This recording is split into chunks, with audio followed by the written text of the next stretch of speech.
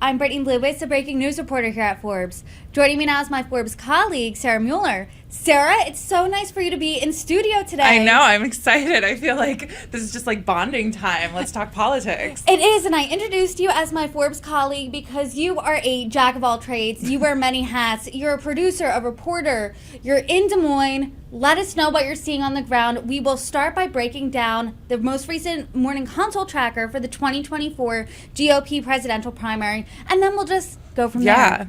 So let's see. Donald Trump is leading the charge, as we all know, at 55%.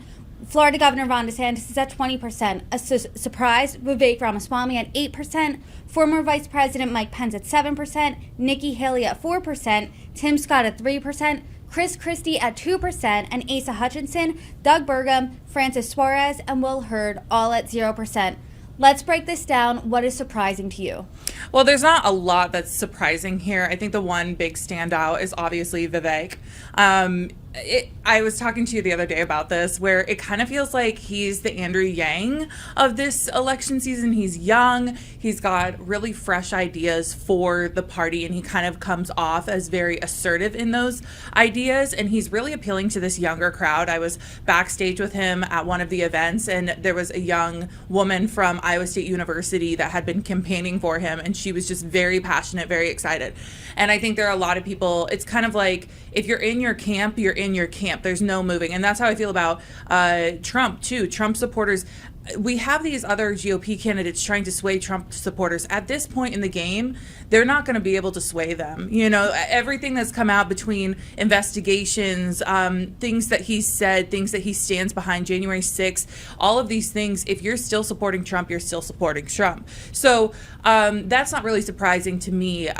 However, I do have to say those kind of, I don't want to say lower grade people in this scale, but Asa Hutchinson, we were talking recently, I went to the Family Leader event this last week, and knowing Asa Hutchinson's platform as a very agriculture-based guy, you would think he'd be appealing more in Iowa, which I'm really surprised that he's not. I don't think he's getting the face time. I don't think he's there as much as he should be.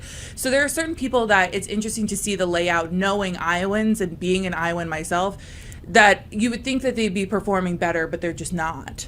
Let's start with the front runner, Donald Trump. You did mention him, and you said his camp's not moving.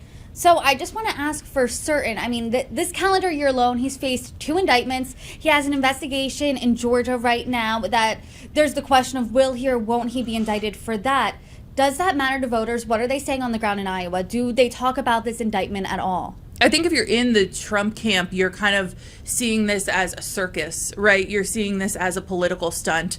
You're thinking this is the Dems trying to work against a former president. Now, if you're not quite in his camp, you're looking at it like we just need another option. That's what I kept hearing from voters when I was interviewing them outside of some of these campaign events is I'm just looking for anybody but Donald Trump, right? We need somebody who can beat Donald Trump and the Biden administration. And there's not very many people who can do that, but one name that obviously gets thrown out is DeSantis. A lot of people feel like DeSantis can do that. I think a lot of people feel positive towards some of those lower ranked candidates, but unfortunately they just don't think they have the backbone or the energy to be able to surpass Trump, let alone Biden. Let's talk a little more about DeSantis now. I remember the day after the midterms on the New York Post, it said the future, and it was Ron DeSantis looking rather presidential with his wife and kids. Does it look like he is the future in Iowa? Well, I think this is so funny because, I mean, I've now seen him and Casey and their kids together. We saw them at the Joni Ernst roast and ride, and the kids were all getting ice cream and stuff. He has this little picture perfect family that's good for this GOP run. This is a young guy who's got young kids. He's got a very charismatic wife, and honestly, I would say as far as FaceTime, when we talk about like, can I get a beer with them, are they relatable? Sorry, but DeSantis doesn't really have that. As according to some of these people that I'm talking to, it's actually Casey that has that more so than actually Ron does. So it's interesting to see how Casey is playing a role in his campaign, but I could definitely see how people look at this family and say, yeah, they could be a first family of the United States. Every time we have a conversation, the topic of can I get a beer with you always comes up every time, and that's what people say is Ron DeSantis, one of his flaws as a candidate is he doesn't come off as that affable person. He comes off kind of cold, kind of icy. Have you ever seen this outsized role that his wife's playing, where she's kind of being that person that can grab a beer with people?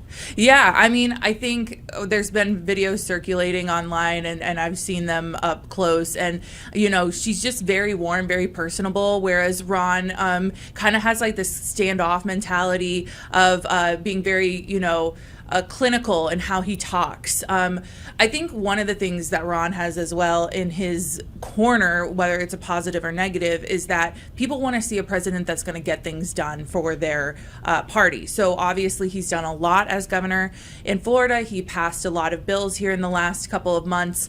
But the other thing that I'm hearing from GOP or Republican voters is that we want somebody who can work on the other side of the aisle too. We want somebody who can work together and do bipartisan efforts to further our country. And because Ron DeSantis has taken such a strong approach to how firm he is in, different issues, it's kind of put off the other side. So can we find a president that can really do both and work with both parties? And there are some voters who are questioning, can Ron DeSantis do that?